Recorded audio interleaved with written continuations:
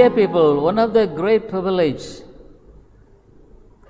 privileges of a Christian is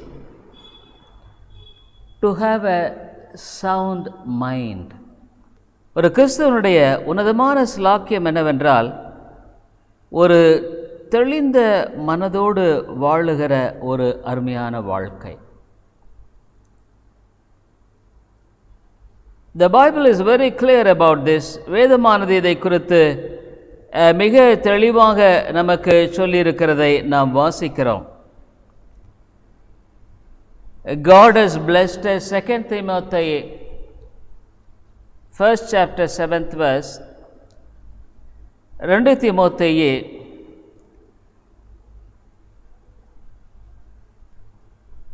1வது அதிகாரம் 7வது வசனம். For God hath not given us the spirit of fear, but of power and of love and of a sound mind. தேவன் நமக்கு பயமுள்ள ஆவியை கொடாமல் பலமும் அன்பும் தெளிந்த புத்தியுள்ள ஆவியையே கொடுத்திருக்கிறார். In English is very clear. ஆங்கிலத்தில் தெளிவாய் சொல்லப்படுகிறது. God has not given us the spirit of fear. தேவன் பயமுள்ள ஆவியை நமக்கு கொடுக்கவில்லை. Then where does the fear comes? அப்பொழுது பயம் என்பது எங்கிருந்து வருகிறது? It is not from God. தேவனிடத்திலிருந்து வரவில்லை. Dear people, it started in the Garden of Eden. Eden தோட்டத்தில் அது ஆரம்பித்தது. When Adam and Eve disobeyed, they feared God. They feared and they were hiding themselves. ஆதாம் ஏவாள் கீழ்ப்படியாமல் போன பொழுது பயந்து போய் ஒளித்து கொண்டார்கள். The same fear we are possessed with. அதே பயம் நம்முடைய வாழ்க்கையில் இருக்கிறது. So many fears, பலவிதமான பயங்கள். But Bible says God has not given the spirit of fear. பயத்தின் ஆவியை தேவன் நமக்கு கொடுக்கவில்லை. But wonderful blessings, 3 blessings which God has given. ஆண்டவர் கொடுத்திருக்கிற 3 ஆசீர்வாதங்கள். But of power, பலம், power to live a victorious Christian life, ஒரு வெற்றியுள்ள கிறிஸ்தவ வாழ்க்கை வாழும்படியான வல்லமை. And of love, அன்பும், and of a sound mind, ஒரு சரியான தெளிவான மனதை தேவன் கொடுத்திருக்கிறார். Dear people, really speaking, we are so ignorant of not knowing many of the great blessings which God has given to us. நம்முடைய வாழ்க்கையில் மிகப்பெரிய ஒரு அறியாமல் இருக்கிறது. தேவன் கொடுத்திருக்கிற உன்னதமான ஆசீர்வாதங்களை நாம் அறியாதவர்களாய் வாழ்ந்து கொண்டிருக்கிறோம். Still we are in fear. இன்னும் பயத்தில் வாழ்ந்து கொண்டிருக்கிறோம். So many things of the old man are almost completely lurking in us. பழைய மனிதனுக்குரிய பல தன்மைகள் இன்னும் நம்முடைய வாழ்க்கையில் தொடர்ந்து செயல்படுகிறதாகவே இருக்கிறது. Truly speaking, we could not see much difference between a non-Christian and Christians today. ஒரு கிறிஸ்தவர்கள் இல்லாதவர்களுக்கும் கிறிஸ்தவர்களாக நமக்கும் ரொம்ப வித்தியாசம் கூட பார்க்கல. They are worrying a lot, we too. அவங்க ரொம்ப கவலைப்பட்டு இருக்காங்க, நம்மளும் கவலைப்பட்டு இருக்கிறோம். They are the people who are filled with fear. பயத்தினால் நிரம்பினர்களாக அவர்கள் இருக்கிறார்கள். Even today, we also are of the same thing. நம்மளும் கூட அவ்விதமான ஒரு நிலையில் காணப்படுகிறவர்களாகவே நாம் இருக்கிறோம். But the Bible is very clear. வேதமானது தெளிவாய் சொல்லி இருக்கிறது. We are not to walk in that way. நாம் அந்த வழியில் நடக்கக்கூடியவர்களாக இருக்கக்கூடாது. In Ephesians 4th chapter, எபேசியருக்கு என்ற 4வது அதிகாரத்தில் 17 to 20, Ephesians 4:17 to 20, எபேசியர் 4:17 20 முடிய, This I say therefore and testify in the Lord that ye henceforth walk not as other Gentiles walk, in the vanity of their mind. ஆதலால் கர்த்தருக்குள் நான் உங்களுக்கு சாட்சியாக சொல்லி எச்சரிக்கிறது என்னவெனில், மற்ற பிரஜாதிகள் தங்கள் வீணான சிந்தையிலே நடக்கிறது போல நீங்கள் இனி நடவாமல் இருங்கள்.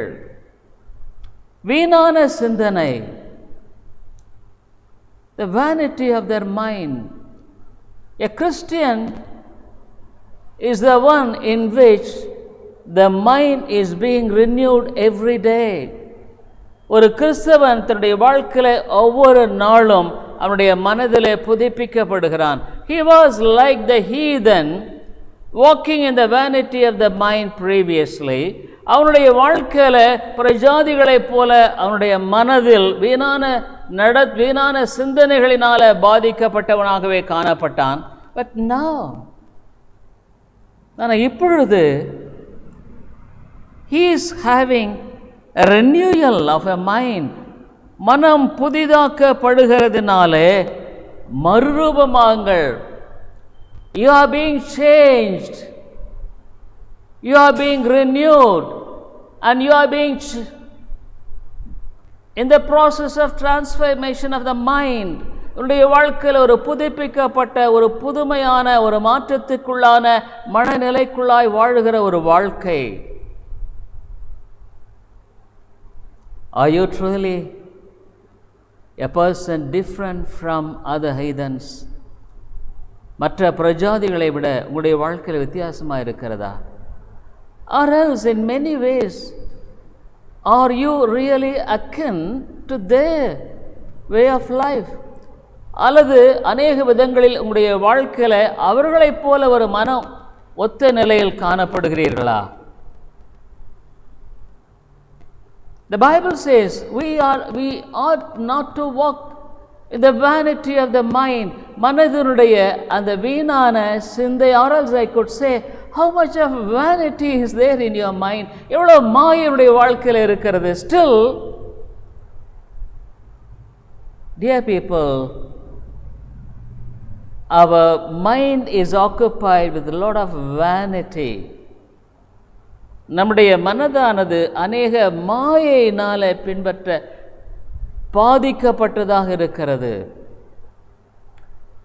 In Colossians 3rd chapter, in the portion which we read, கொலோசியர் 3வது அதிகாரத்தில் நாம் வாசித்த அந்த பகுதியில் how St. Paul beautifully explains it.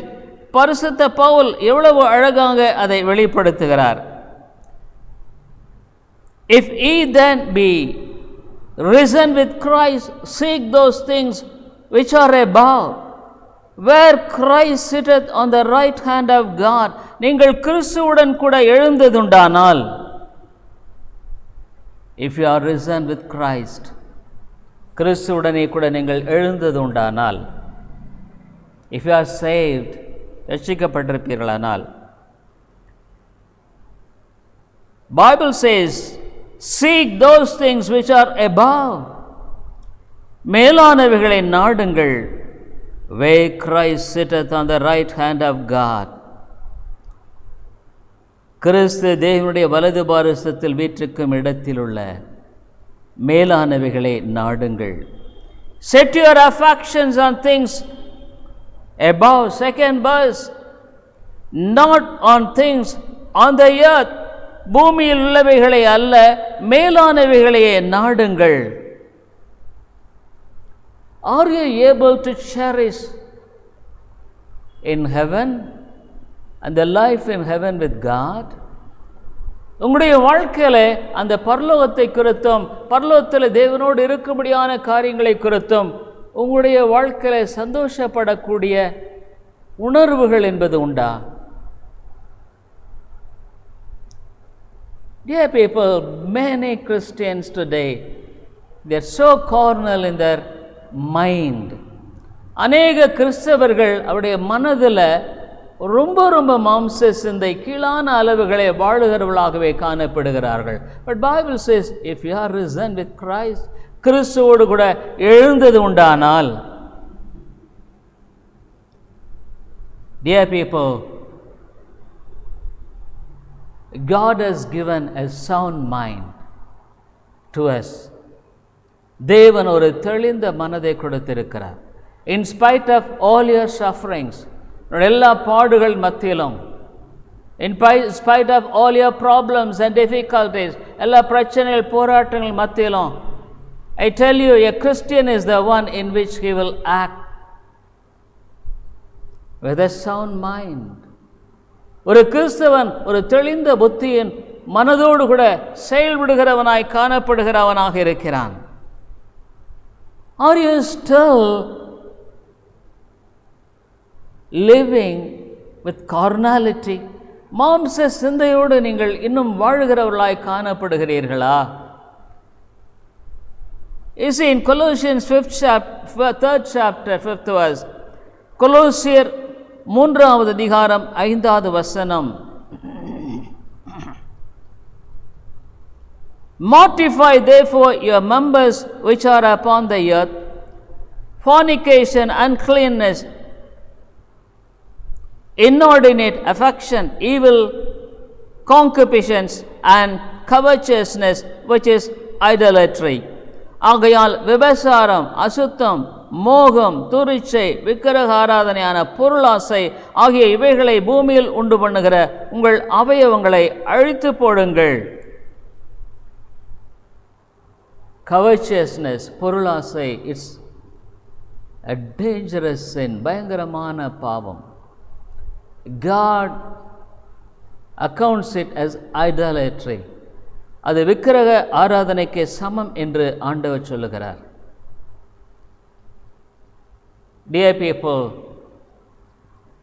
the mind when are being affected such things, விதமான காரியங்களினால மனது பாதிக்கப்படும் பொழுது, how we are sick in the mind, is it? மனதில் நம்ம வியாதிப்பட்டிருக்கிறோம். I tell you, most of the Christians are sick in their minds. அநேக கிறிஸ்தவர்கள் மனதில் வியாதிப்பட்டிருக்கிறார்கள். You are sick in your mind. உன்னுடைய மனதில் நீ வியாதிப்பட்டிருக்கிறாய். So you don't have the joy and the happiness of God. ஆகவே ஆண்டவருடைய சந்தோஷம், சமாதானம் உங்களுடைய வாழ்க்கையில் இருப்பதில்லை. So you have all the carnal natures in your mind. உன்னிடத்தில் இந்த மனதுக்குரிய எல்லா விதமான மாம்ச அளவுகளை கொண்டவர்களாக நீங்கள் வாழுகிறீர்கள். But Bible says, dear people, the heathen people are vain in their thoughts. பிரஜாதி மக்கள் அவர்கள் vanity of their mind, மாயையான மனதை கொண்டவர்களாக இருக்கிறார்கள். Even 8th verse, Ephesians 4:18, having the understanding darkened, being alienated from the life of God through the ignorance that is in them because of the blindness of their mind, the heart. அவர்கள் புத்தியில் அந்தகாரப்பட்டு தங்கள் இருதய கடினத்தினால், தங்களில் இருக்கும் அறியாமையினாலே தேவனுடைய ஜீவனுக்கு அந்நியராயிருந்து, being alienated from the life of God, தேவனுடைய ஜீவனுக்கு அந்நியர்களாக இருந்து. Dear people, a Christian is the one who has to live with the life of God in him. ஒரு கிறிஸ்தவன் என்பவன் தேவனுடைய ஜீவனை கொண்டு வாழ்கிறவனாய் காணப்படுகிறான்.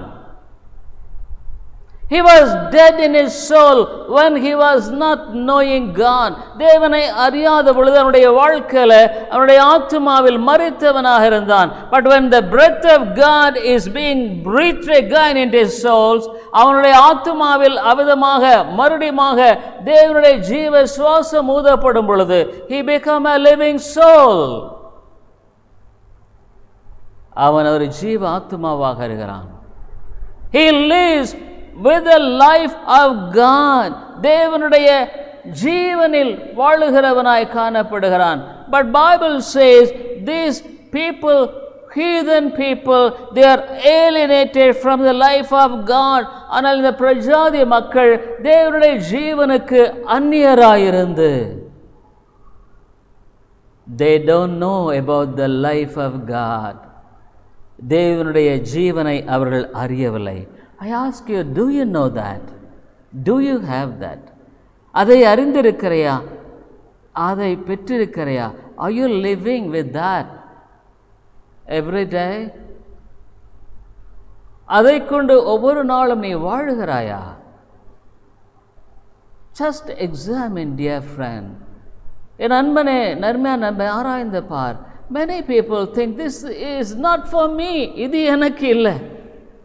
They have a set of things or a spiritual familiarity or set of certain things even from the Bible for the spiritual walk of life. But truly speaking, it is not right. அவங்க ஒரு தனக்குன்னு ஒரு அளவை கொண்டு வேதத்தில் இவ்வளவுதான் இதுதான், but அது சரியில்லை. But the whole Bible, the whole counsel of God is for me and you. உங்களுக்கும் எனக்கும் இந்த முழு தேவனுடைய வார்த்தை முக்கியமானதாக இருக்கிறது. So every word is for me and you. ஒவ்வொரு வார்த்தை உனக்கும் எனக்கும். So when the preaching of God's word is going on, தேவனுடைய வார்த்தை பிரசங்கிக்கப்படும் பொழுது you must truly examine yourself as how I am according to the light of this word. ஆக உங்களுடைய வாழ்க்கையில அவிதமான சூழ்நிலையில் நான் அந்த வார்த்தையின் அளவில் எவ்விதமாய் காணப்படுகிறேன் என்பதை குறித்து நீங்கள் ஆராய்ந்து பார்க்க வேண்டும். This is very important. இது ரொம்ப முக்கியமான ஒரு காரியமாக இருக்கிறது. Dear people, this is very important. இது மிக முக்கியமான ஒரு காரியமாக இருக்கிறது.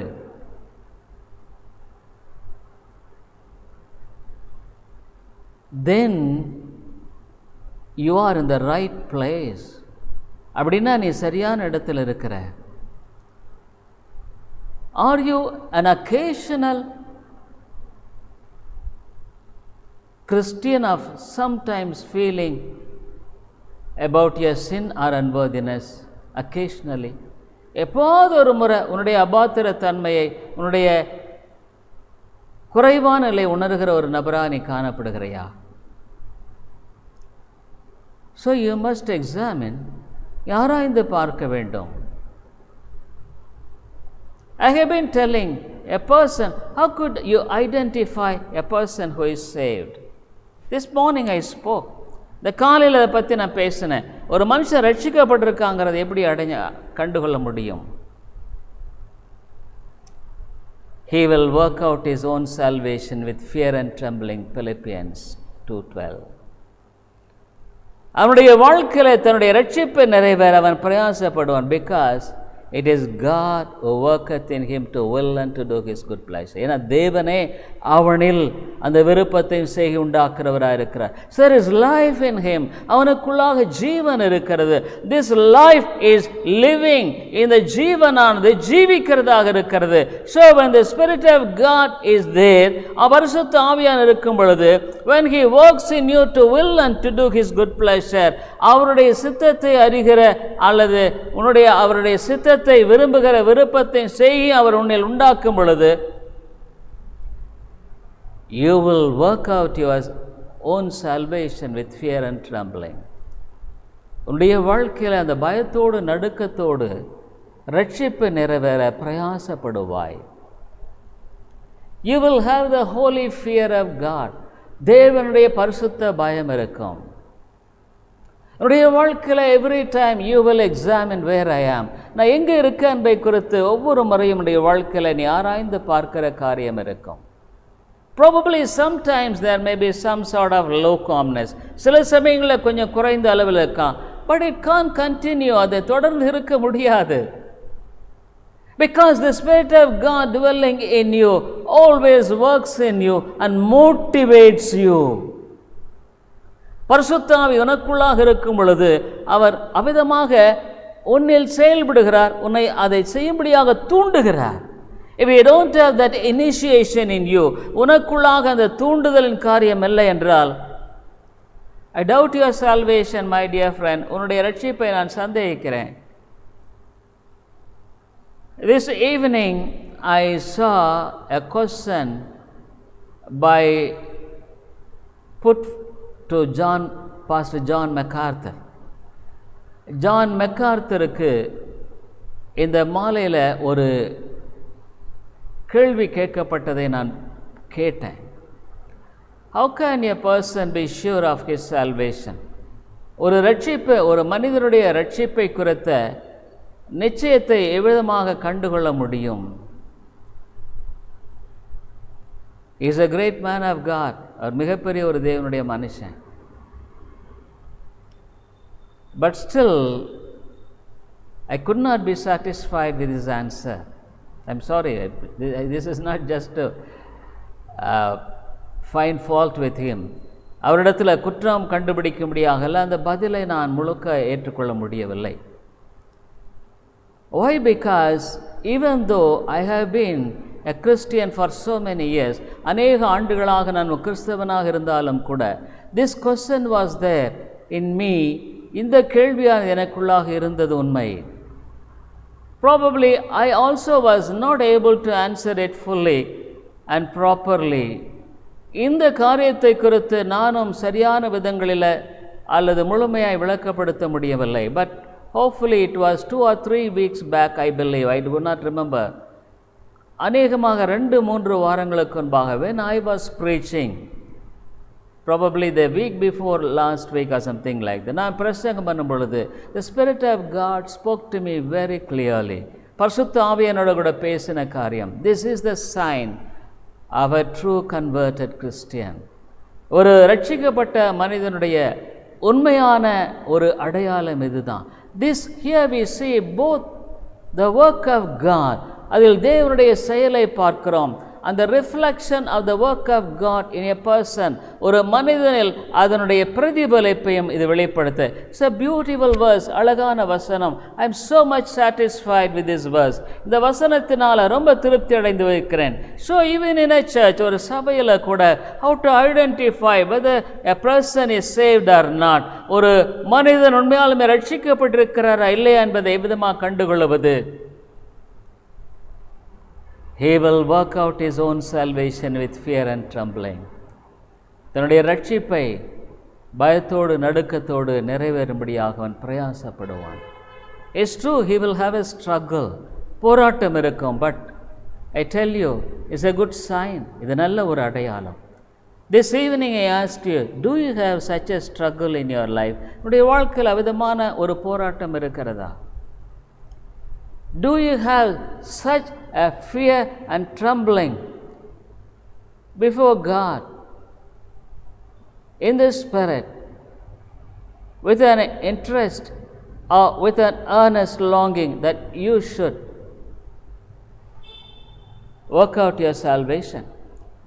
பரிசுத்த ஆவியானுடைய கிரியையினால ஆண்டவருக்கு முன்பாக அவிதமான ஒரு தாகமும் அவிதமான ஒரு தேடுதலும் உனக்குள்ளாக இருக்கிறதா? Or else are you a Sunday Christian? அல்லது ஒரு ஞாயிற்றுக்கிழமை கிறிஸ்தவரா நீர்?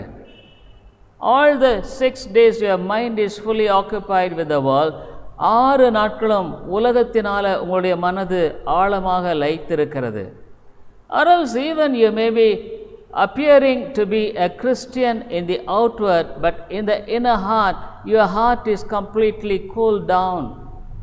அல்லது வெளிப்பிரகாரமாக உங்களுடைய வாழ்க்கையில் வெளியான ஒரு தோற்றத்தில் ஒரு நல்ல கிறிஸ்தவனை போல காணப்படலாம், ஆனால் உங்கள் இருதயமானது குளிர்ந்து போனதாக இருக்கிறதா? Dear people, what a wonderful verse it is. என்ன ஒரு அருமையான வசனம். So you are not like a heathen. ஒரு பிரஜாதியை போல இல்லை. You are a different person. நீ ஒரு வித்தியாசமான நபர். That's why even as he continuing, அவர் தொடர்ந்து பேசும் பொழுது எபேசியர் 4வது அதிகாரத்தில் as he continues in 15th verse 15வது வசனத்தில், who being past feeling have given themselves over unto lasciviousness, to work all uncleanness with greediness, உணர்வில்லாதவர்களாய் சகலவித அசுத்தங்களையும் ஆவலோடு நடப்பிக்கும்படி தங்களை காம விகாரத்துக்கு ஒப்புக் கொடுத்திருக்கிறார்கள். But ye have not so learned Christ. நீங்களோ இவ்விதமாய் கற்றுக்கொள்ளவில்லை. Dear people, how the transformation of the nature of a Christian is being changed. ஒரு கிறிஸ்துவனுடைய வாழ்க்கையில் அவருடைய சுபாவம் எவ்விதமாக மாற்றப்படுகிறது. The renewal of the mind makes it possible in a Christian. ஒரு கிறிஸ்துவனுடைய வாழ்க்கையில் அவருடைய மனது புதுப்பிக்கப்படுகிறது நிமித்தமாக இந்த காரியங்களானது நேடுகிறது. எபேசியன்ஸ் 4:31, எபேசியர் 4:31, let all bitterness and wrath and anger and clamor and evil speaking be put away from you with all malice. சகலவிதமான கசப்பும் கோபமும் மூர்க்கமும் கூக்குரலும் தூஷணமும் மற்ற எந்த துர்க்கணமும் உங்களை விட்டு நீங்க கடவது. Let all these things be removed.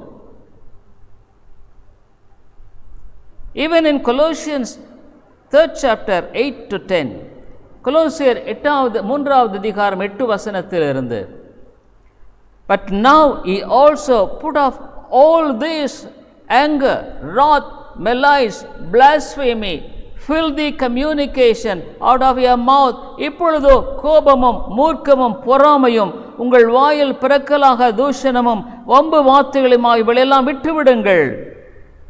Put off. Let all this be removed. It's all the sins of the mind. இவைகளெல்லாம் உன்னுடைய மனதிலிருந்து வரும்படியான காரியங்கள். இவைகளெல்லாம் நீக்கப்பட வேண்டியது அவசியம். 9th verse, let not one to another, seeing that ye have put off the old man with his deeds. ஒருவருக்கொருவர் பொய் சொல்லாதிருங்கள், பழைய மனுஷனையும் அவன் செய்களையும் களைந்து போட்டு. Do you know that snakes will remove the skin periodically? பாம்பானது தன்னுடைய செட்டையை அவ்வப்பொழுது உரித்துவிடும். A Christian is the one, like a snake, put off the skin of all flesh. மாம்சத்தினுடைய எல்லா பாவங்களை ஒரு கிறிஸ்தவன் உடைய வாழ்க்கையில் ஒரு பாம்பு செட்டை உரிக்கிறதை போல உரித்து விடுகிறவனாய் காணப்படுகிறான். And 10th verse, 10வது வசனத்தில், and have put on the new man, which is renewed in knowledge after the image of him that created him.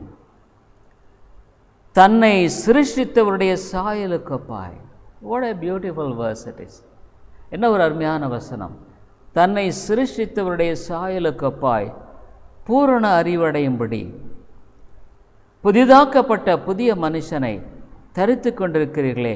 And have put on the new man. A Christian is a new man because, dear people, many Christians, they are sick in their mind. அநேக கிறிஸ்தவர்கள் மனதில் வியாதிப்பட்டவர்களாக இருக்கிறார்கள். It's not a new man, new mind. ஒரு புதிய மனிதன், புதிய மனதில்லை.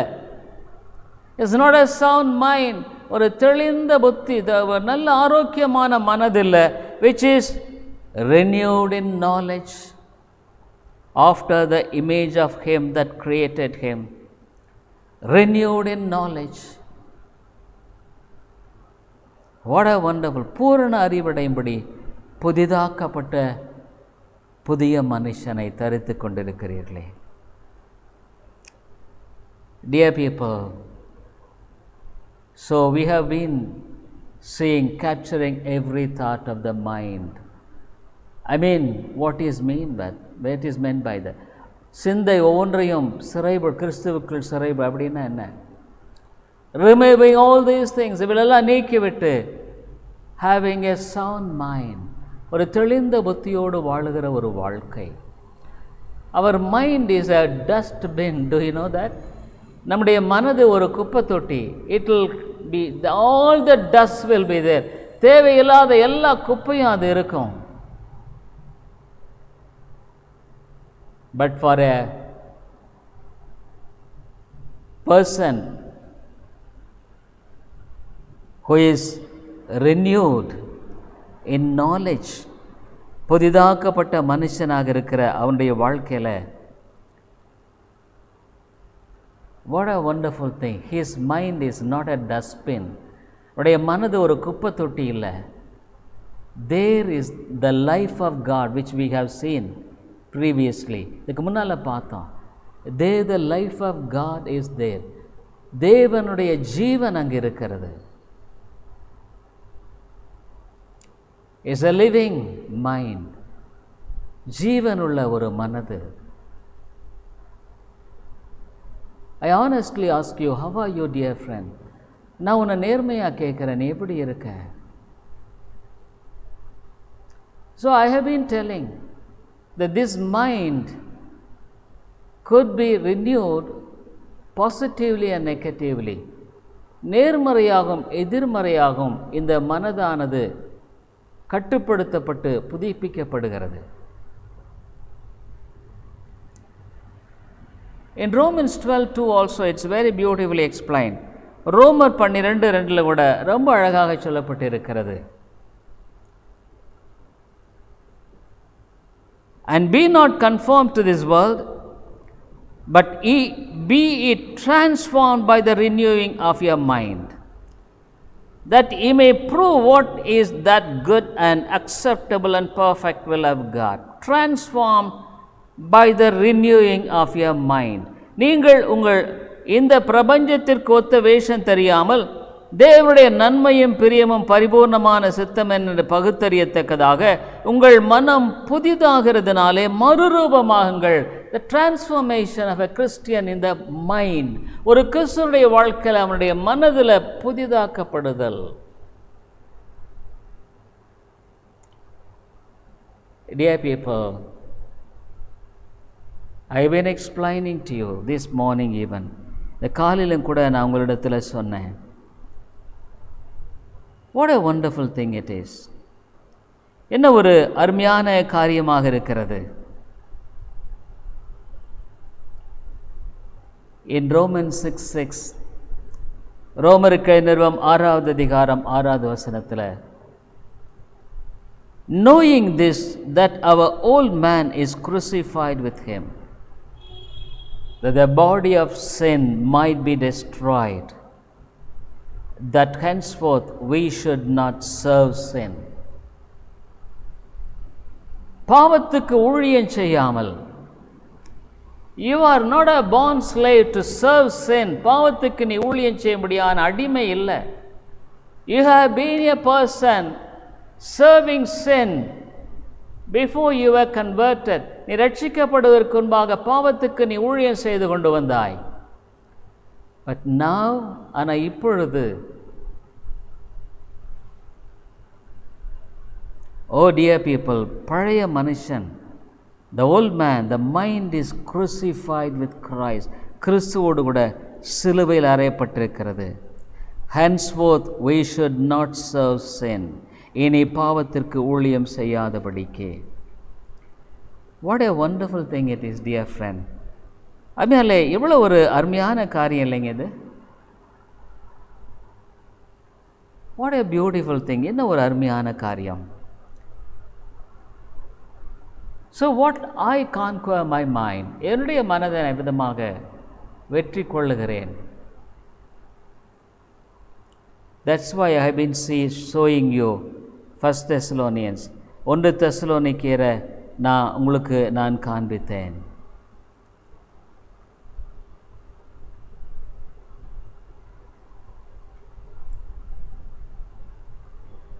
Yes, I pray without ceasing. Try to pray without ceasing.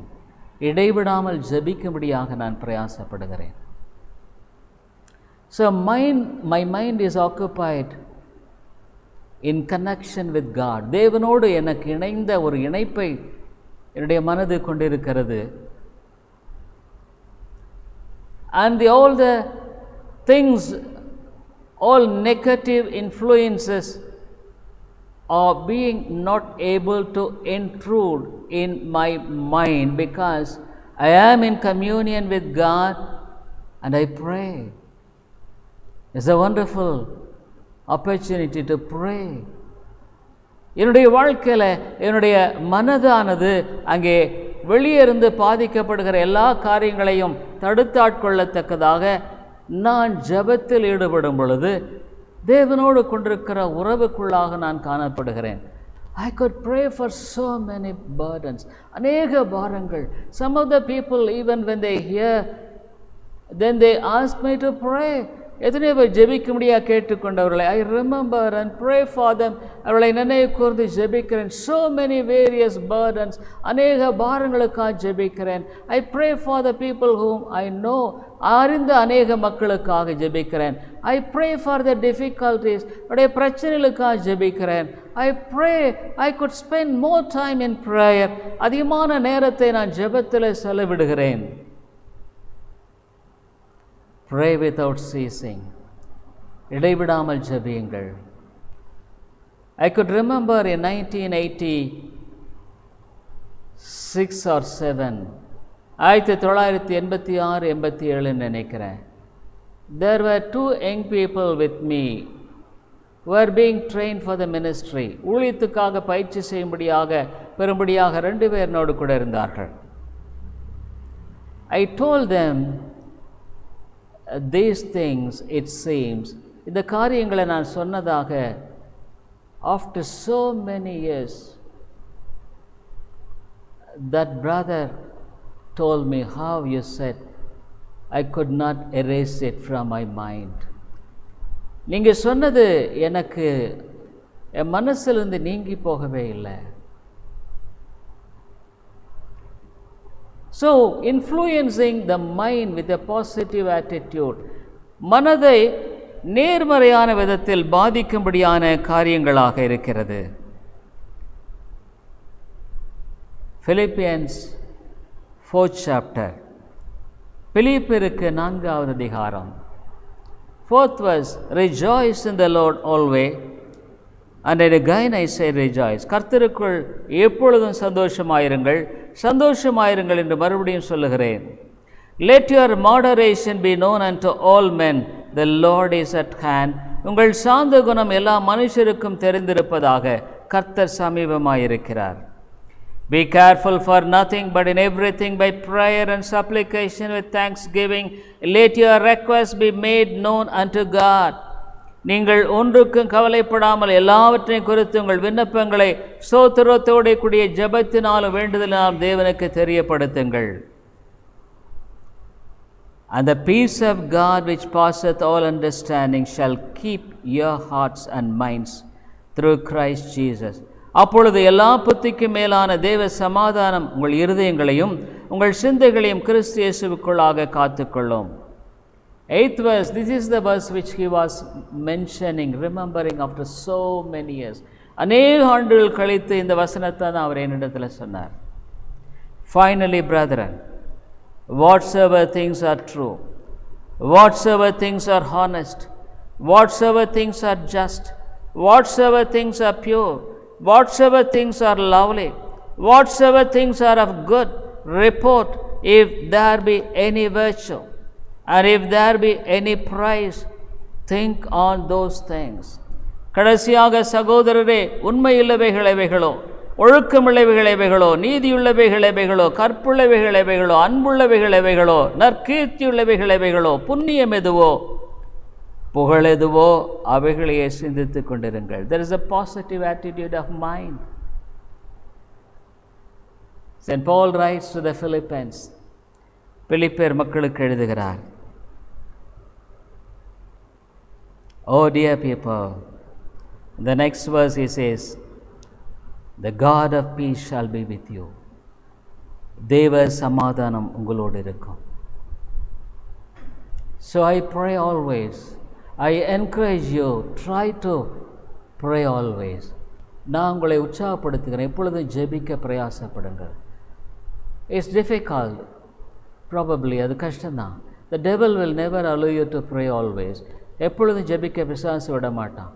Probably you may think, oh it's not for me, இது எனக்கு இல்லைன்னு கூட நீங்கள் நினைக்கலாம். Dear friend, when you positively engaged in prayer with God, தேவனோடு கூட எங்கள் ஜெபத்தில் விதமாக ஈடுபடும் பொழுது, what a privilege to pray for so many people. அநேக மக்களுக்காக ஜெபிப்பது எவ்வளோ பெரிய ஸ்லாக்கியம்.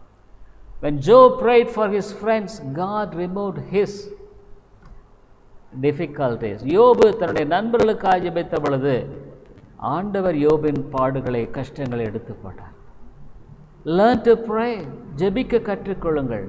I praise God for his attributes. அவருடைய தன்மைகளுக்காக நான் துதிக்கிறேன். Sometimes I pray earnestly. சில சமயங்களில் ஊக்கமாக ஜெபிக்கிறேன். For some of the burdens and the salvation of some brothers and sisters, சில சகோதரிகள் சகோதரர்களுக்காக, சில பாரங்களுக்காக ஊக்கமாய் ஜெபிக்கிறேன். What a wonderful spiritual exercise it is. எவ்வளோ ஒரு அற்புதமான ஆவிக்குரிய ஒரு பயிற்சி. Dear people, the Lord Jesus Christ died on the cross not to just to live an namesake Christian life. இயேசு கிறிஸ்து ஒரு பெயரளவான கிறிஸ்தவ வாழ்க்கை வாழும்படியாக கிறிஸ்து தன்னை பலியாய் ஒப்புக்கொடு சிலுவையில் மரிக்கவில்லை. is an absolute பிராயச்சித்த பலி. முழுமையாக தேவன் தாமே நமக்கு கொடுத்திருக்கிற அந்த மீட்பின் காரியம். You are relieved from an awkward mind. ஒரு பயங்கரமான மனதிலிருந்து நீ விடுவிக்கப்பட்டிருக்கிறாய். What a great thing it is. என்ன ஒரு அற்புதமான காரியம். Will you come to God and say, Lord, I want to be a person living with a sound mind.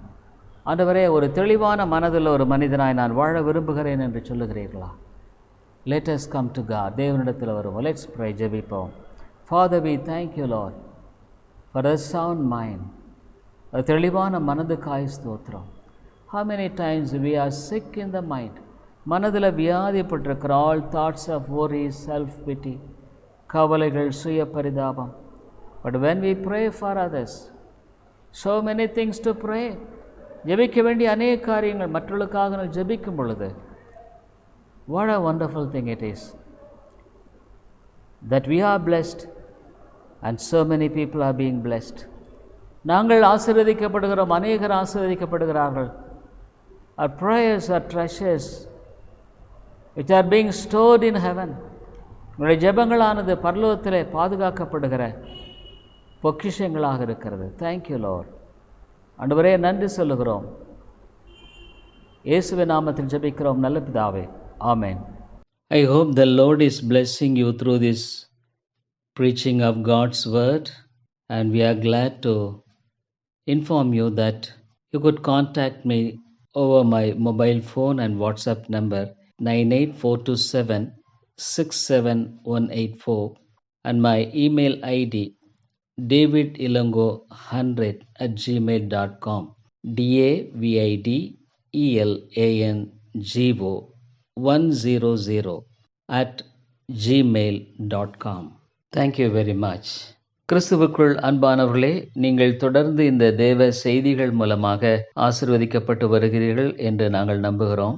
எங்களுடைய ஞாயிறு ஆராதனை காலை 10:30 மணிக்கு இந்திய நேரப்படி, மாலை 6:30, ஒவ்வொரு புதன்கிழமை மாலை 6:30 மணிக்கு வேத ஆராய்ச்சி கூட்டம் உண்டு. இந்த கூட்டங்களில் நீங்கள் ஆன்லைனில் கலந்து கொள்ள உங்களை அன்போடு கூட அழைக்கிறோம். மேலும் உங்களுடைய ஆவிக்குரிய பாரங்களை நீங்கள் தயவுசெய்து எங்களோடு கூட பகிர்ந்து கொள்ளலாம். இன்னுமாக உங்களுக்கு ஆவிக்குரிய ஆலோசனை அல்லது இந்த சத்தியத்தை குறித்த தெளிவோ அல்லது விளக்கமோ தேவையானாலும் கூட என்னோடு கூட நீங்கள் தொடர்பு கொள்ளலாம். என்னுடைய வாட்ஸ்அப் எண் இன்னுமாக மொபைல் எண் 9842767184 9842767184.